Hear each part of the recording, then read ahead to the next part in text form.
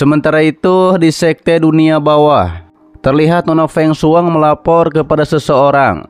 Seseorang itu nampak sangat marah karena Nona Feng Shuang malah membawa token ilahi sejati yang palsu. Ditambah lagi ini barang palsu yang menyebabkan satu kematian dan satu cedera. Ia pun menghancurkan token palsu tersebut dengan kekuatannya.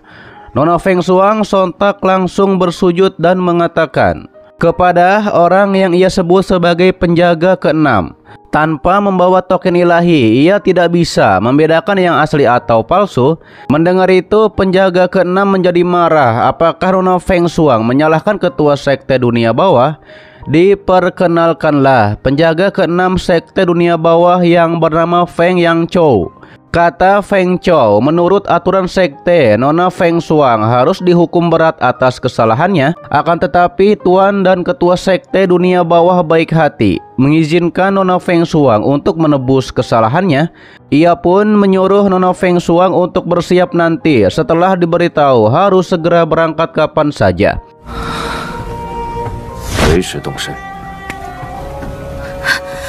Berpindah kepada Nefeng yang sudah berubah penampilannya dan bajunya juga sudah berbeda.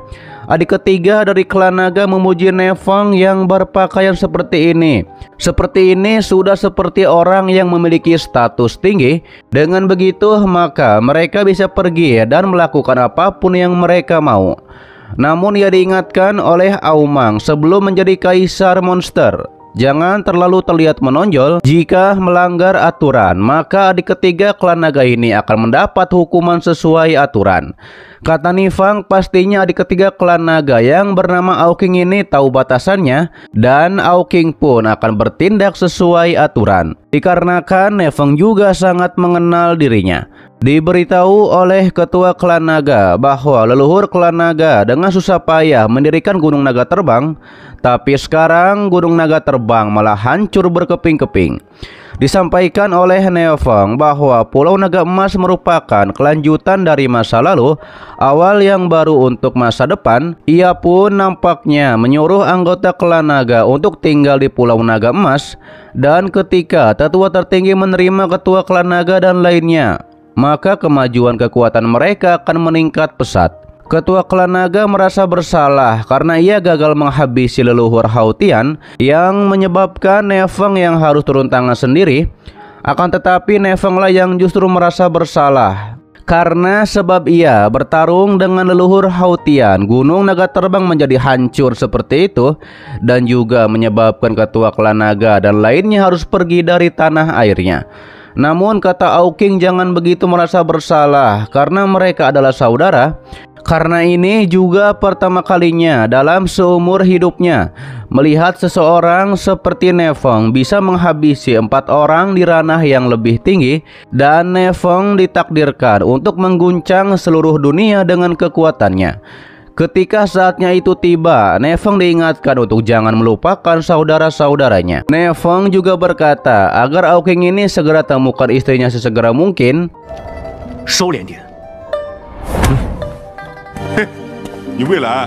Saat itu Xiaowu menanyakan kepada kakaknya kapankah Nona Lan akan selesai dalam pengasingannya.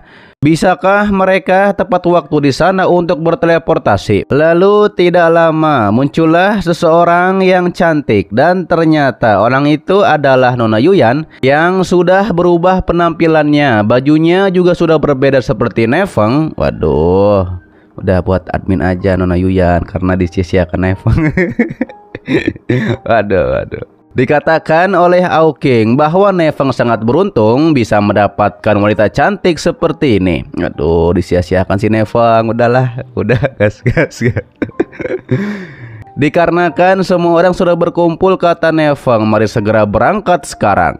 Sementara terlihat Master Zen dan para anggota Pulau Naga Emas sudah menunggu Nefeng dan lainnya. Master Zen juga memberikan peta yang sudah ia tandai sebagai jalan yang aman. Namun Master Zen tidak bisa mengantar Nefeng. Lalu kemudian Master Zen dan 2 anggota Pulau Naga Emas mengaktifkan formasi teleportasi.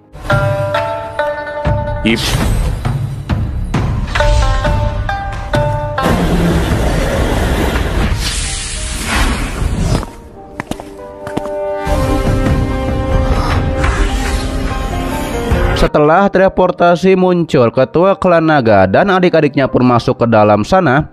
Tapi beda dengan Aoking, sebelum masuk ia mengatakan kepada Nefeng, setelah ia menjadi kaisar monster, ia akan pergi mencari Nefeng. Dikatakan oleh Nona Yuyan, mereka berdua juga harus segera berangkat.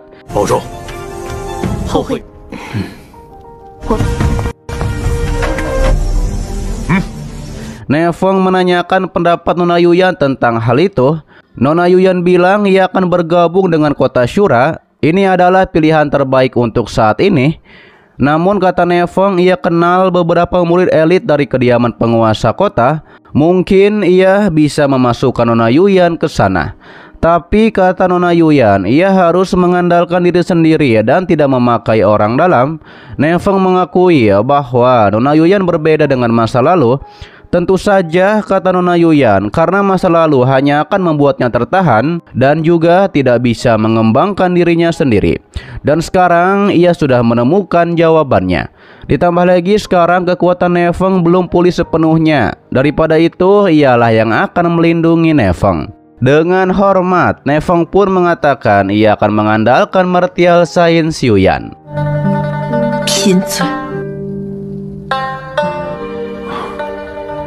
Sementara itu, di tempat lain ada seorang murid yang melapor kepada gurunya bahwa Nona Bing dan yang lainnya akan segera tiba. Ternyata itu adalah Master Suding, penguasa kota Shura.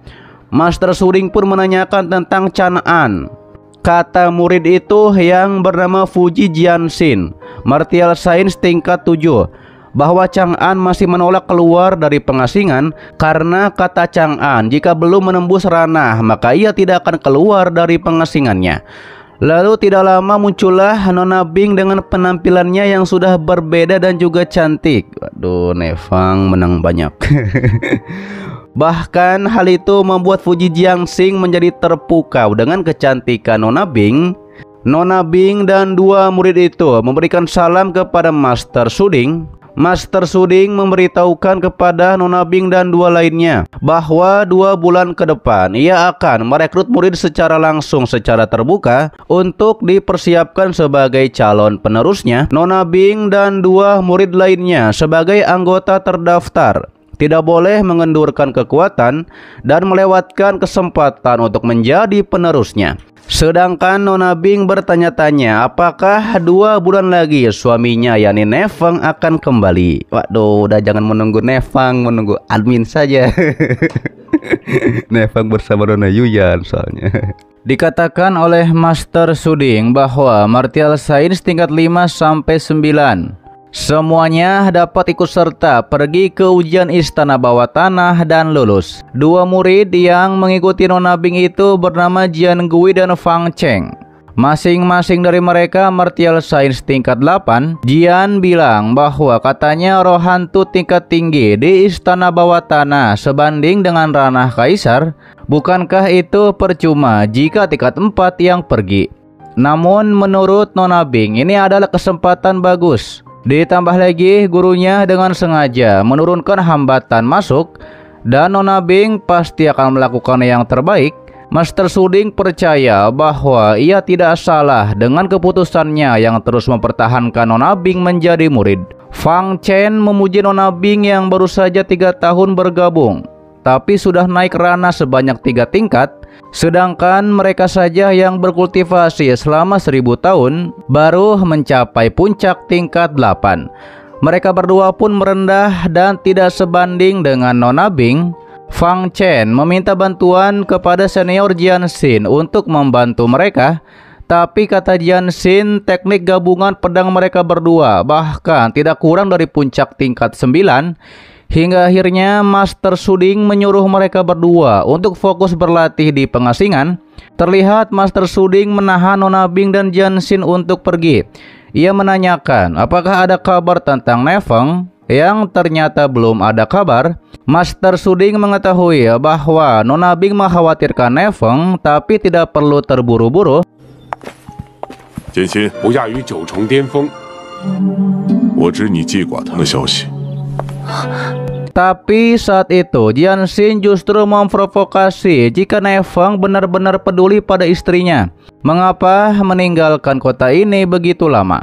Namun kata Master Su Ding, konferensi seni bela diri 3 pilar 1,5 tahun lagi akan diadakan. Ia pun menyuruh Jian Xin untuk membantu 3 tetua, yakni memastikan perekrutan murid.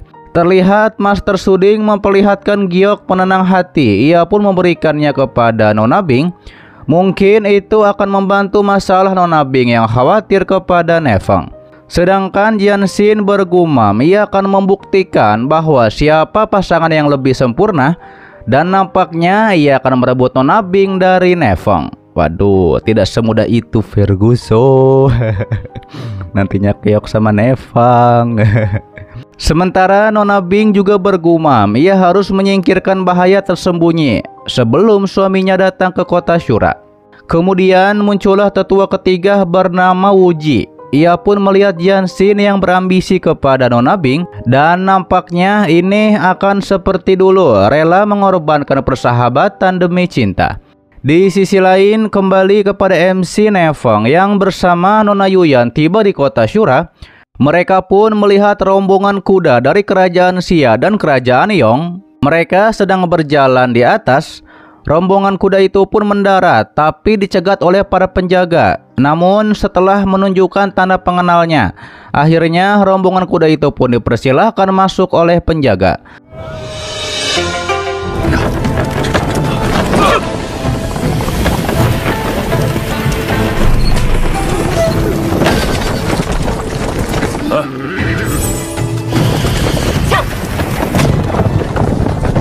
Ternyata ini adalah konferensi bela diri yang disebutkan oleh Master Su Ding sebelumnya. Orang-orang di sana juga membicarakan bahwa dinasti Xia dan dinasti Yong datang pada saat yang bersamaan. Dua orang di sana tahu bahwa dua dinasti itu mereka mencegah lawan mengambil inisiatif. Hingga akhirnya Ne Feng dan Nona Yuyan juga masuk ke dalam kota Shura. Setelah di dalam kota, Ne Feng ditabrak oleh seseorang, dan nampaknya Ne Feng mengenal orang itu, yang ternyata orang itu adalah Fang Man. Akan tetapi Fang Man yang melihat Ne Feng, ia pun mengajak Ne Feng untuk berbicara di tempat lain saja. Diketahui Fang Man dicari oleh dua orang praktisi, yang salah satunya praktisi Buddha yang pernah melawan Ne Feng.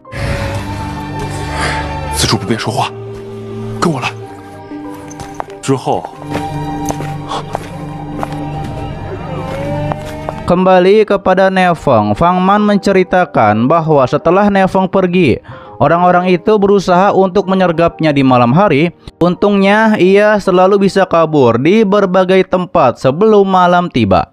Namun ketika berjalan tersebut, Nona Yuyan melihat seseorang yang memakai teknik cukup rumit. Orang itu terlihat memakai kertas.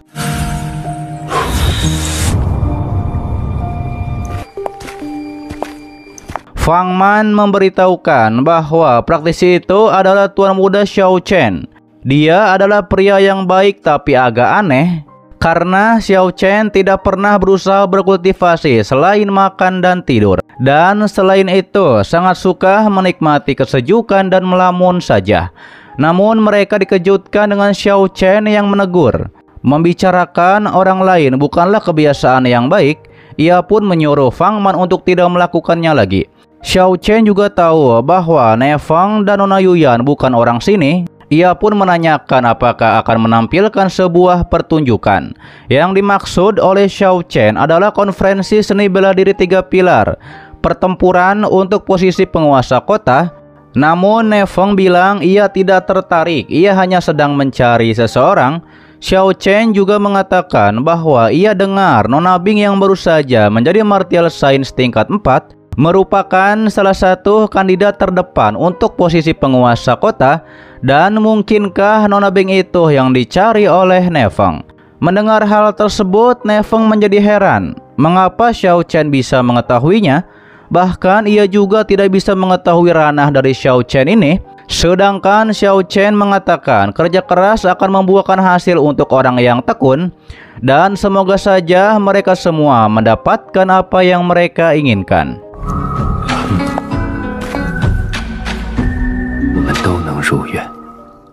Oke guys, itu adalah lanjutan alur cerita Dong Hua Peak of True Martial Arts part ke-61-nya di season 4 kali ini. Dan kita sudah masuk ke season 4 ya.